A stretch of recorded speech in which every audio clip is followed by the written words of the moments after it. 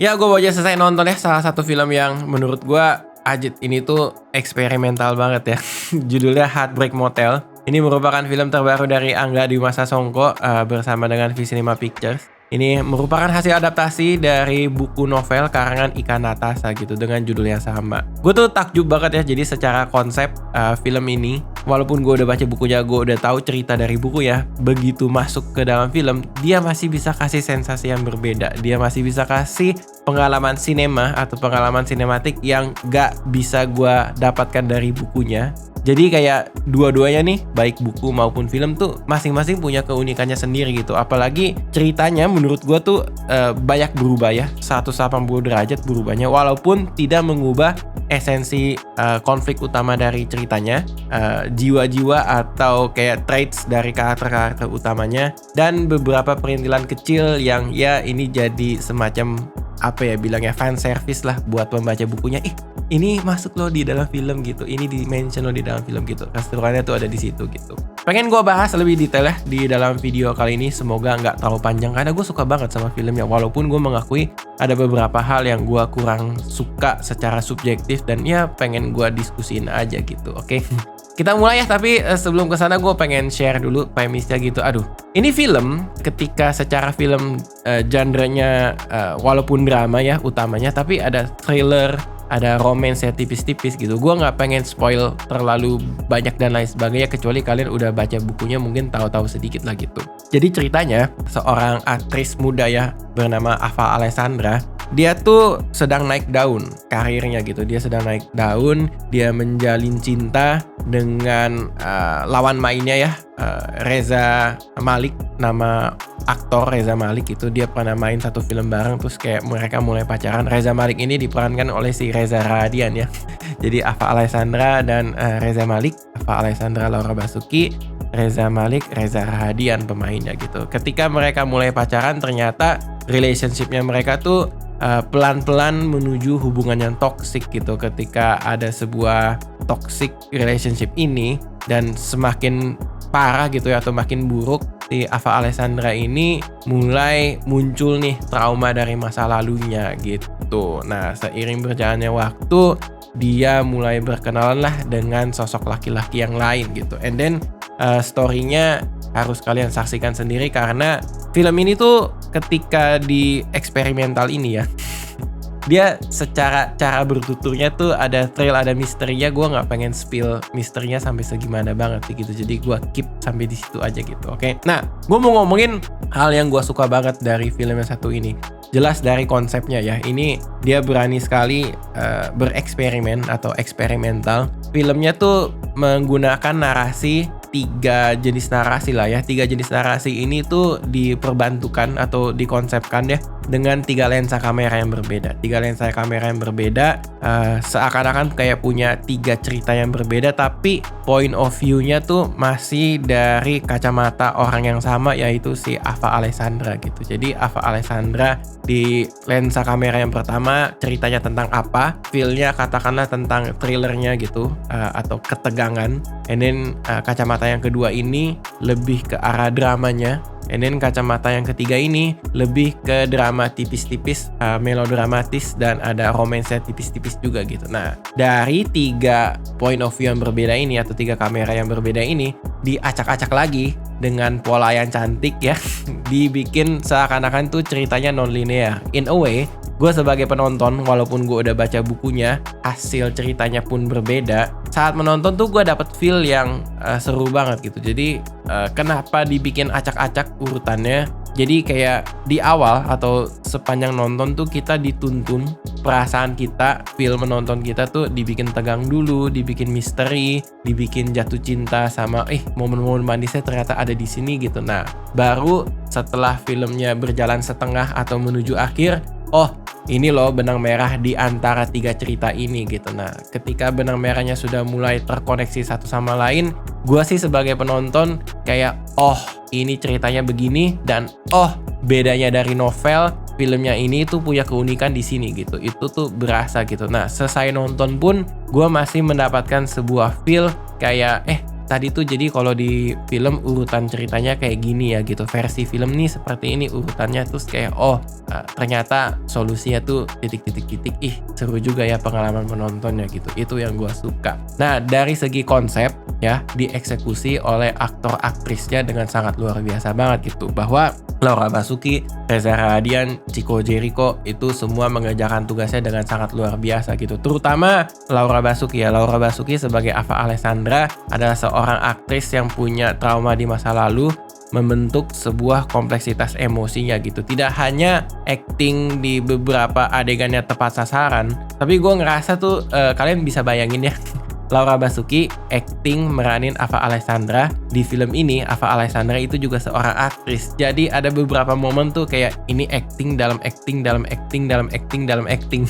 Gue nggak akan sebut ya berapa banyak layer actingnya gitu. Silahkan diperiksa sendiri di dalam filmnya. Tapi can you imagine? Kalian bisa bayangin gak sih kayak di antara banyaknya lapisan berakting ini, emosinya tuh jauh banget, buset, kayak set gitu, dan switchnya tuh bisa sangat seamless gitu, bahwa Laura Basuki sebagai Ava Alessandra tiba-tiba lagi kena panic attack, tapi dia sebagai aktris harus bekerja profesional, perasaannya lagi gundah gulana tapi paksa, oke, gue harus sembunyiin nih perasaan gue gitu. Kayak itu gue ngerasa Laura Basuki itu satu di antara banyaknya aktris yang bisa memerankan peran Ava Alessandra yang satu ini gitu. Jadi gue sangat luar biasa amazed gitu. Demikian juga dengan Reza Radian ya gitu, bahwa kita kan sempat bikin kontennya di Habis Nonton Film YouTube channel sama Reza Radian. Reza Radian tuh orangnya ramah dan lain sebagainya, tapi begitu masuk ke dalam film, betapa profesionalnya dia. Kayak kalau peran gue harus jadi cowok bajingan yang toksik tuh ya begini nih cara gue jadi cowok bajingan yang toksik gitu. Bener-bener kayak ini sih kalau Reza Radian di real life ya, kayak si Reza Malik di dalam film nggak akan selamat dia. Dirujak abis-abisan sama netizen gitu, saking menyebalkannya dengan sangat believable gitu. Itu gue salut banget. Dan kalau Chico Jericho, gue suka banget ya, dia memerankan karakter yang sangat berbeda dibanding apa yang pernah dia perankan di film-film sebelumnya. Tapi kayaknya dia nih lebih seru kalau disaksikan sendiri di layar lebar gitu. Jadi gue nggak spill banyak-banyak gitu, oke? Nah, ngomongin soal konsep, ngomongin soal acting, ini juga dibantu oleh hal ketiga yang gue suka banget dari film ini adalah aspek-aspek teknis ya gitu. Tadi gue udah ngomongin soal jenis kamera, ada berkaitan juga dengan sinematografi. Coba nanti kalian perhatiin ya sinematografinya antara point of view yang satu, point of view yang dua, sama point of view yang tiga. Itu kayak pergerakan kamera itu, delicacy dari pergerakan kamera itu beragam dan berbeda-beda gitu. Ada sentuhan magis yang kalian harus saksikan sendiri untuk bisa merasakannya. Tapi gue mau ngomongin juga soal scoringnya ini dari Abel Huray. Buset, gue tuh kayak Abel Huray udah sering langganan sama Mas Angga Dwi Masa Songko dari beberapa film. Kayaknya Heartbreak Motel tuh jadi scoring paling favorit gue gitu, nomor 2 terfavorit setelah Mencuri Raden Saleh. Mencuri Raden Saleh masih nomor 1 gitu ya. Tapi di sini tuh keren banget gitu, bahwa kayak di antara 3 point of view yang berbeda, feel yang dibangun, entah pas romance ya, entah pas drama tipis-tipis ya, entah thrill atau misterinya, itu bisa semenyenangkan itu gitu. Tapi gue sih mikirin ya, kalau misalkan dia rilis albumnya di pemutar musik, katakanlah seperti Spotify atau YouTube musik gitu, kayak ngeplay satu album terus tiba-tiba di menit keberapa kok tiba-tiba feel lagunya berbeda gitu. Kayak itu bakal lucu dan seru banget sih. Tapi intinya kayak ya it's one hell of a ride sih menurut gue dari segi scoringnya. Dan ya di adegannya tuh tercipta dengan sangat luar biasa banget gitu. Oke, nah poin keempat yang gue suka jelas dari fan service untuk pembaca novelnya. Gue suka banget ya, walaupun secara cerita berbeda total. Jadi karakternya masih serupa, konflik utama yang dibahas dari film ini, makna dari judul Heartbreak Motel juga itu masih sama persis dan tidak dikhianati lah gitu. Nah, walaupun ceritanya berbeda, gue seneng banget ada beberapa momen-momen kecil yang even sebuah celutukan aja, tapi itu kayak meng-appreciate pembaca novelnya. Yang udah baca novelnya pasti tahu kayak ini referensinya ke sini ini. Ini gue mungkin kasih contekan sedikit gak apa-apa ya. Kayak misalkan kenapa pilihannya nasi uduk, kenapa tiba-tiba ada kalimat mie rasa ayam bawang gitu. Terus kayak ada beberapa hal lainnya gitu yang gue nggak usah spill terlalu banyak ya. Momen-momen kecil seperti itu tuh datang, dan sebagai pembaca bukunya ini dimunculin di sini, seru banget gitu. Itu gue seneng banget sih di situ gitu. Oke, nah gue pengen ngomongin soal apa aja yang menurut gue kurang menyenangkan secara subjektif buat gue gitu. Jadi ada beberapa aja sih. Gue ngerasa gini, yang pertama ya, ini dari gue aja gitu. Gue ngelihat film ini tuh sangat mengandalkan pesan atau sublime gitu ya, subliminal gitu. Jadi dia nggak direct, dia nggak langsung. Gue beruntung termasuk yang udah baca novel sebelumnya. Jadi di beberapa adegan, kok adegannya dibikin kayak gini ya? Gue bisa menebak-nebak referensinya berkaitan atau ya berdasarkan hasil bacaan gue dari novel gitu. In a way, film ini tuh akan sangat seru dinikmati ketika selesai nonton. Ada temen atau ada kerabat keluarga yang bisa diajak diskusi bareng-bareng. Gue ngerasa ada beberapa adegan tuh yang memang serunya tuh didiskusikan setelah menonton ketimbang kayak sesaat setelah nonton gue ngerti nih adegan ini gitu. Nah kayaknya agak sulit kesana gitu. Ada beberapa adegan yang jujur gue ngerasa kayak kenapa pilihannya adegannya di sini, editingnya gimana dan lain sebagainya gitu. Ya ada beberapa yang menurut gue sulit dicerna lah. At least buat gue merasa sulit dicerna. Beruntung gue udah baca novelnya, jadi gue punya dasar referensinya. Oh, jadi gue bisa mengambil keputusan atau solusinya tuh kayak, oh ini maksud adegannya kayak gini nih gitu.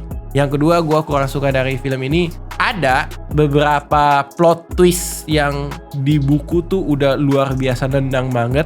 Di film ini tuh sedikit berbeda.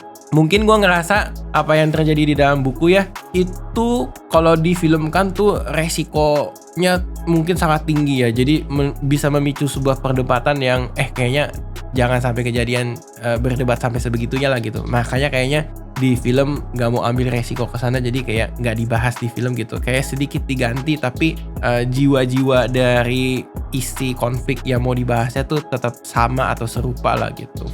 Itu aja sih yang gue kayak kurang suka gitu ya. Nah yang ketiga gue kurang suka, sebenarnya di buku ya, nih sorry to say, kayak banyak sekali momen-momen romance yang gemes. Gila lucu banget nih kalau misalkan difilmin gitu.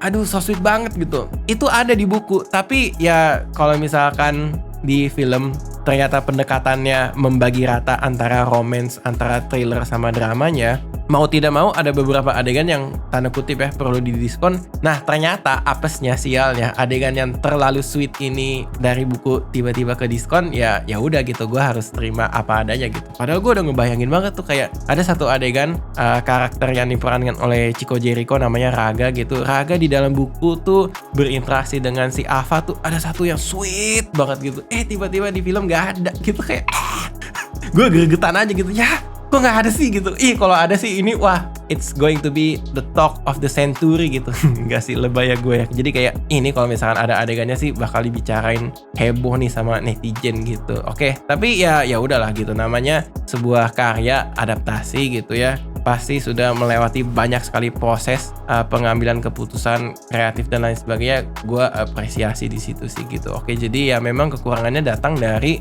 ya ujung-ujungnya apa? Subjektivitas gue dan ekspektasi gue gitu. Tapi di luar dari itu semua, gue sangat senang ketika film ini punya sebuah keberanian dan punya sebuah creative approach yang jarang terjadi di film-film Indonesia gitu. Gue berharap film ini tuh bisa menginspirasi banyak pembuat film lainnya tuh kayak ya beraniin aja gitu. Toh kalau misalkan dikerjakan sungguh-sungguh akan kelihatan kesungguhan, akan kelihatan passionnya. Dan ya gue percaya gue termasuk yang bisa menerima apapun itu approach kreatifnya, walaupun ya nggak 100% menyenangkan, tapi at least ketika dicoba, ketika hasilnya sangat memuaskan, gue sangat puas gitu. Walaupun gak menyentuh 100 gitu, 90%, 95% gitu maksud gue. Film yang satu ini tuh menurut gue sangat recommended, jangan sampai dilewatkan gitu ya. Heartbreak Motel, diperankan oleh Raul Basuki, Reza Radian dan Chico Jericho. Masing-masing tuh punya peak momennya lah ya di film ini gitu. Apalagi film ini